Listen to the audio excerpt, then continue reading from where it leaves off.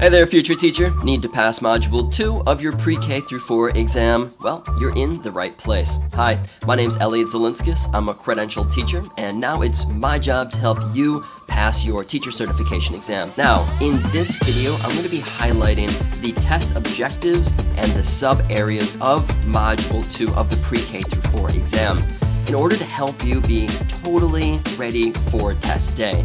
Now, keep in mind that I won't be covering the general aspects of this exam, such as the format, the number of questions, the time you're given, testing dates, passing score. For that information, as well as an actual deep dive where I teach the topics on Module 2, then check out my Module 2 Masterclass, and that thumbnail looks like this. Alright, moving on, in order to pass Module 2, you'll want to know that this exam includes two different sub-areas. And the sub-areas for number 1, that's language and literacy development. And then the second sub-area, that's social studies, arts, and humanities.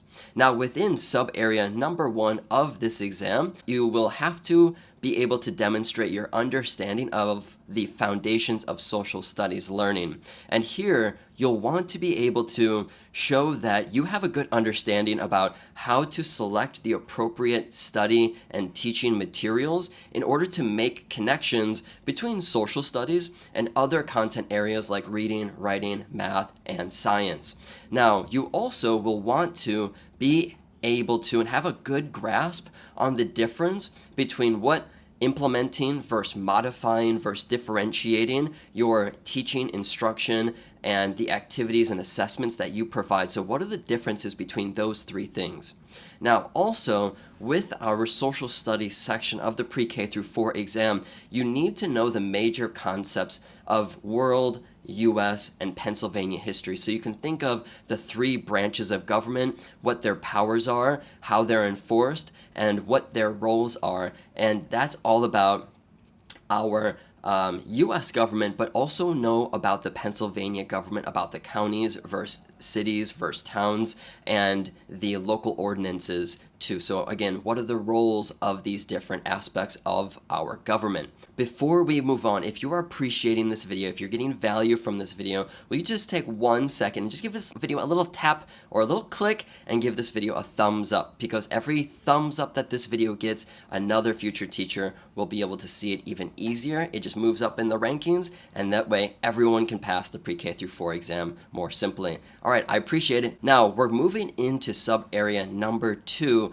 of Module 2 of this Pre-K through 4 exam, and here you'll be asked all about the foundations of learning in arts and humanities. So notice here, you're going to find a pattern that the things that you need to know for Module 2 are actually the same, but for different segments. So the first was social studies, and now we're moving on to arts and humanities. And in this section, make sure that you're able to pick out and identify the most appropriate topics and techniques in order to create and adapt materials that suit the needs of all of your children. Again, that might be English language learners, that might be general students in that general area of the classroom. It might also be our struggling students or our advanced learners. Now, furthermore, be ready on your exam to identify best practices for implementing, modifying, and differentiating instruction inside an arts and humanities lesson.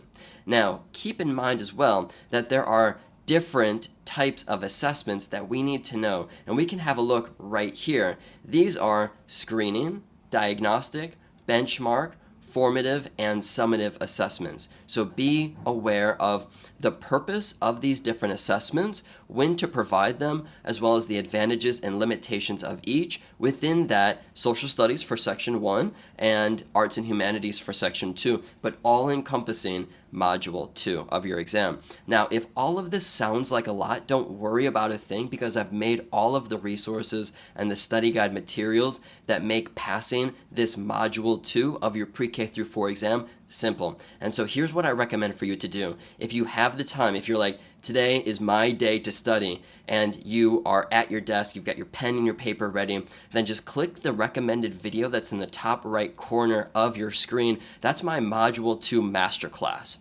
And notice there, when you click it, that is a long video, and this is because this is a big important test. There's a lot to be covered. Now, if you're just thinking, I'm just here for 10 minutes, I've got to go, then before you go, make sure you click the one link in the description below and sign up to Cracking the Pre-K through 4. That's my free email course. Just input your name and email address and let me send you resources that are going to help you pass this exam. Thank you so much for watching. Again, if you want to see more test prep videos like this, click that subscribe button and I'll see you there.